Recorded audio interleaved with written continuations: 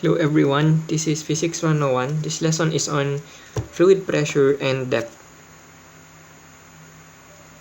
So, say I have here a glass and I fill that glass with water.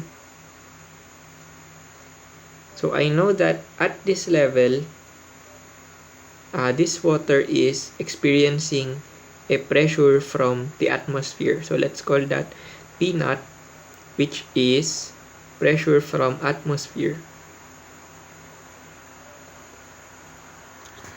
From atmosphere.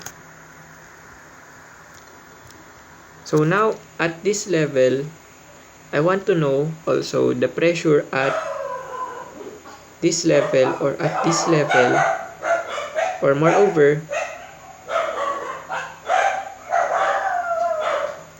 I want to know the pressure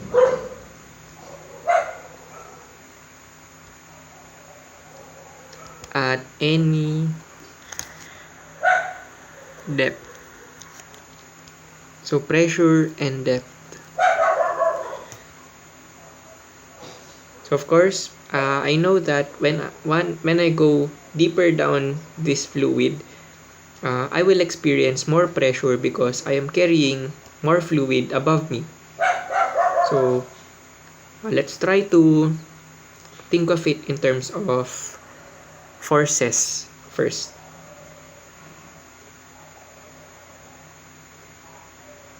So for example, you are standing here.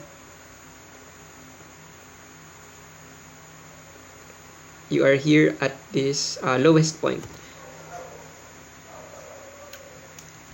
Okay, so the force you are experiencing, let's call that force total. It is equal to the force of the atmosphere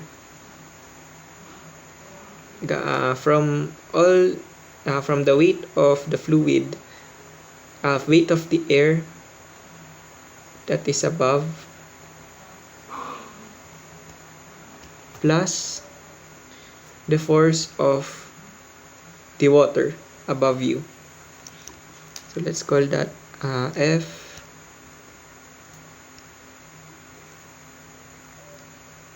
FW.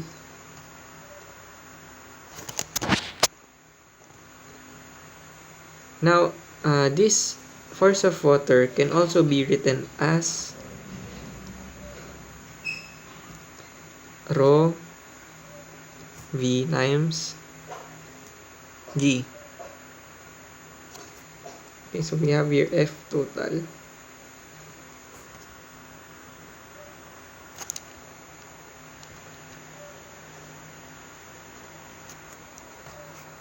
So now, if we divide by the area, for example, if you are standing here,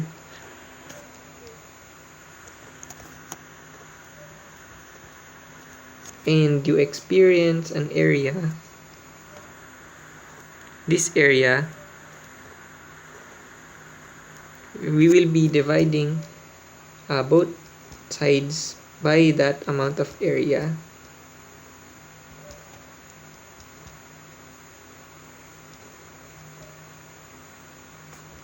Plus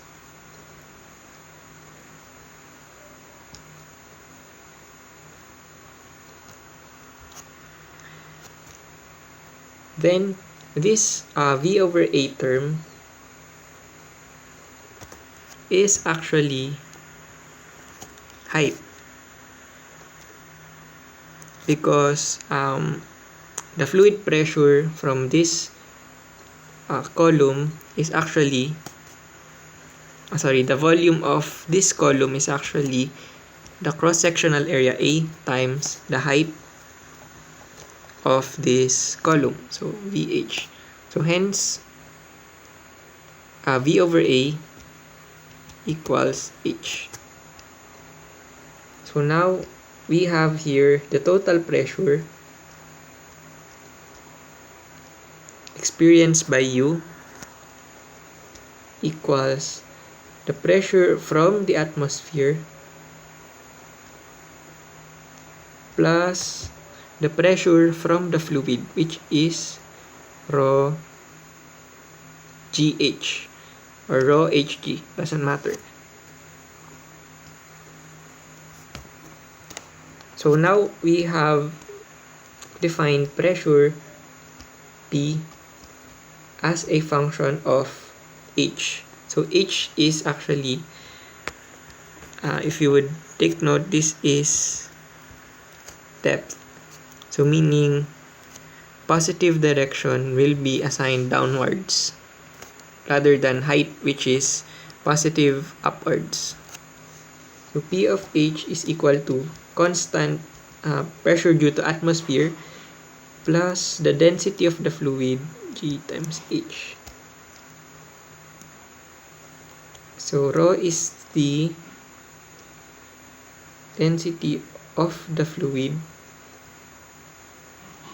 So in this case, the density of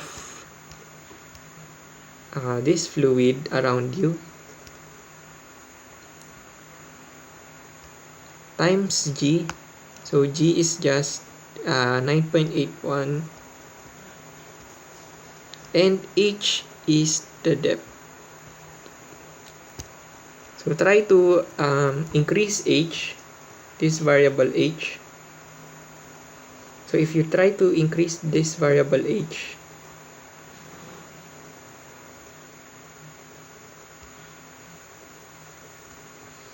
fluid pressure, this P, also increases. So we can say that fluid pressure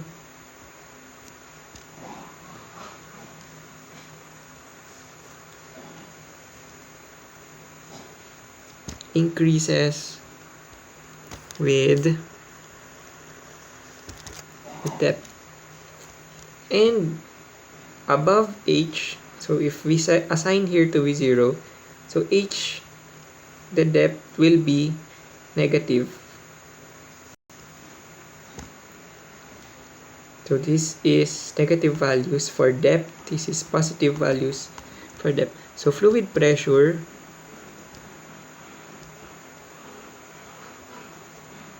decreases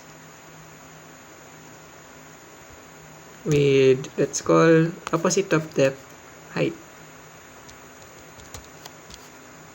So when you go, for example, on top of a mountain, you will experience less air pressure.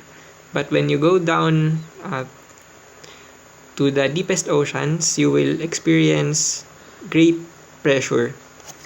So this is the relationship between fluid pressure and depth.